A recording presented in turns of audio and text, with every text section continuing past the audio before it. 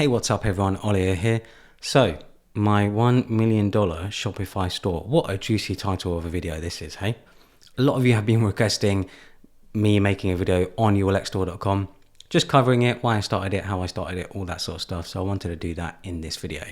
You might see me looking back at my screen because I have a lot of notes here and I just want to make sure that I cover everything. So if you see me reading off my screen, it's because that's why. Okay, so I started yourlexstore.com in 2016. So back then I was doing Instagram and YouTube a lot. My Instagram was fairly popular, and on there I would post things like bags, desk accessories and other sort of products because that's just what I was interested in. I was interested in sharing sort of my most interesting products, you could say, stuff that I thought, you know, looked nice, looked good and worked well. And over time, as I built that following, a lot of people would ask, hey, where can I get this bag? Hey, where can I get this, that, and the other? And it sort of clicked in my head like, hey, you know, I'm sending all these people to other stores to buy stuff. Why don't I just make my own store and start selling my own products? Because at the same time, I can have products that I personally have designed, that I personally like, that I can have the way I want. And that's sort of what sparked my journey into making physical products and selling them online. Product design itself was something I was already interested in. You know, I did UI design, web design, things like that. But actual physical product design was something I was always passionate about. I wasn't super knowledgeable in the subject, but you know, I was interested in it. I was passionate about it. And I thought, hey, this is my opportunity to sort of use my product design skills that I had and make my own products. The possibility of making my own store also seemed impossible, mainly because I knew that I could make products. I knew that I can get products made and work with manufacturers, but how would I sell them? How would I market them? But now that I had an audience and I was building up an audience and I had all these people following me, asking me where I got this, that, and the other, this was a good way to market those products and sort of kickstart the store. Avoiding drop shipping. So drop shipping at the time, especially like 2016, 2017, 2018, was huge. Everyone sort of was into drop shipping. Everyone really wanted to do drop shipping. I personally was avoiding drop shipping because drop shipping is quite, I don't know, depending on the products that you sell, it can be a bit rubbish really, because I think with drop shipping, it works for basic products like posters, t-shirts and sort of other similar products. But when it comes to your own sort of custom products like bags, like desk accessories, like watches and things like that, you should really avoid drop shipping because you can't check the quality of each product and, you know, each batch might be different. But when it comes to posters and t-shirts, they're pretty simple, pretty basic products that don't need checking every time you sort of order a batch or you make an order. So I wanted to avoid drop shipping because it just seemed quite sleazy, to be honest. How I got started. So I knew that it was time to start working with manufacturers. I started using websites like AliExpress, Alibaba to find products that were similar to what I wanted to make. So before I started making actual custom products, I would actually order sort of wholesale products from AliExpress, Alibaba, just to test out the waters, to see if there were any interest, to see if people would actually buy the products. So I would order anywhere between 10 to 100 units of a product. I'd put it up on my Shopify store and just see what happens. You know, I'd share them on Instagram, see if people would buy them. And relatively quickly, I would sell out of stock. People were very, very interested in these products. People liked these products. People would provide me feedback on the products. They'd say they liked them or maybe something that could be improved. But the main thing was that they were selling, that I was selling out of units, and I knew I was onto something then. Designing my own products. So now that I had validated the store idea, having my own store, I feel like it was time to design my own custom products. Now, when it comes to designing and making your own custom products, it's not easy, I'll be honest. It's a very tough thing to get into because there's just so much to do. It's easy enough designing the products in, say, Photoshop or Sketch or just making a mock-up, but actually sending that design off to a manufacturer, getting it made, that's where it really becomes complicated because you have to spend quite a lot of money actually getting samples made. You have to spend quite a lot of money on the bulk order, you know, ordering however many units, especially because most manufacturers will have sort of like a minimum order quantity of say 100, 200, maybe 500 units. So you can imagine, you know, if a product costs you $20 to make and you have to buy 100 units, instantly you have to put up $2,000. If it's say 500 units, instantly you have to put up $10,000.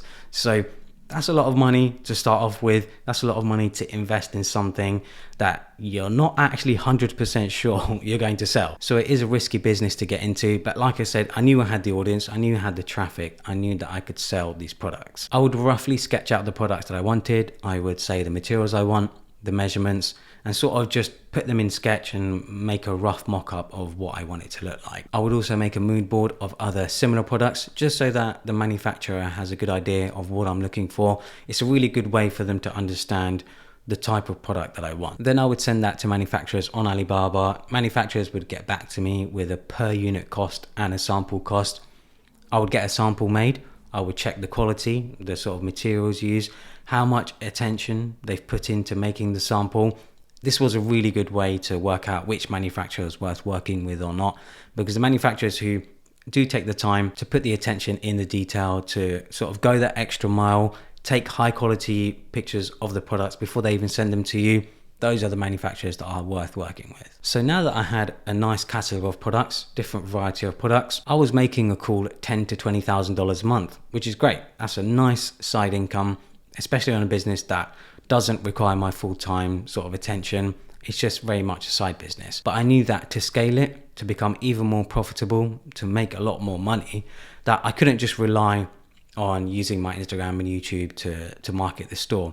I knew that I had to invest in sales and marketing. So I started working on all forms of advertising, ranging from email marketing to working with influencers to spending money on online advertising. All of this put together has now helped me scale the store to where it is now, where it's generated $1 million in the last 12 months, which is fantastic. That's an amazing business and it makes amazing money for me, and it's very profitable as well. So all of that sounded amazing, right? You know, I'm making great money. I have a store that makes me $1 million a year, but there have definitely been quite a few hiccups along the way. So one of the biggest hiccups that I have noted down here is how I wasted over $20,000. $20,000 just gone, disappeared, absolutely just burned, you know, just gone. So in the first year or two of the store, I remember I wasted over $20,000 on subpar products, just poor quality products. So what happened was I ordered from a manufacturer where the logos on the bags were really poorly cut. The quality of the materials were also downright terrible.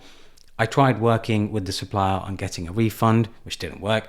Then I tried going through Alibaba, that didn't work. Then I went to my bank and that didn't work either.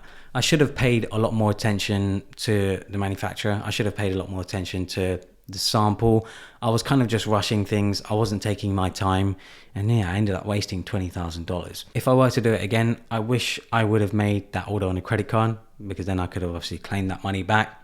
But oh well, it was a good lesson to learn, as I learned quite a few things. Those things include being more diligent with samples, asking for detailed images of the product before final payment and shipment, using an outside agency to check the products before they're shipped, and then again using a credit card to recover any losses. So I'm super proud of where the store is right now. Years of hard work and effort have resulted in a business that makes $1 million a year. I actually don't run the business day to day. I have 3 people running that business for me. I have an operations manager who runs the business day to day. I have a product manager who sources the products and sort of manages suppliers. And then I have an online marketer. I just sort of do the high level decisions, you could say, and I work on the website now and then, because obviously my skills mainly are based in web design and code and things like that. But yeah, that business is very much sort of a side business for me, basically. It doesn't require my full-time attention. I'm better off spending my time doing other things. I think I only spend probably anywhere between 10 hours to 15 hours a week sort of just making sure that the store is running smoothly. Other than that, it pretty much runs by itself. Attention, attention, attention. So I am currently putting together a guide / ebook going into super detail about how you can build your own store. I'm sharing information that I don't think makes sense in an average YouTube video. I can't really fit it in a YouTube video. It's much more detailed information about how to start your own store, find manufacturers, work with manufacturers, how to market your own store and scale it. It's for people who are interested in learning what I've learned. And I also want to make sure that people don't make the same mistakes that I make. So make sure to check out the link in the description. You can pre-order it now. And I'm also, of course, taking any sort of questions or anything like that that can be covered in the book. So what's next? So I'm going to keep scaling the business, growing it as much as I can, because it is pretty independent business. I don't really need to do much with it. Though I have thought about maybe taking on external investment to grow it even quicker. I've even thought about selling it because, as I said, it's a pretty independent business. But I'll see what happens. I'll see how it goes over the however many months, however many years, because it's a profitable business. It's making me money, and it doesn't require too much of my time. So I hope you guys enjoyed it. Please do check out the ebook if you're interested. If you want to make your own store, follow me on Instagram and Twitter, and subscribe for more.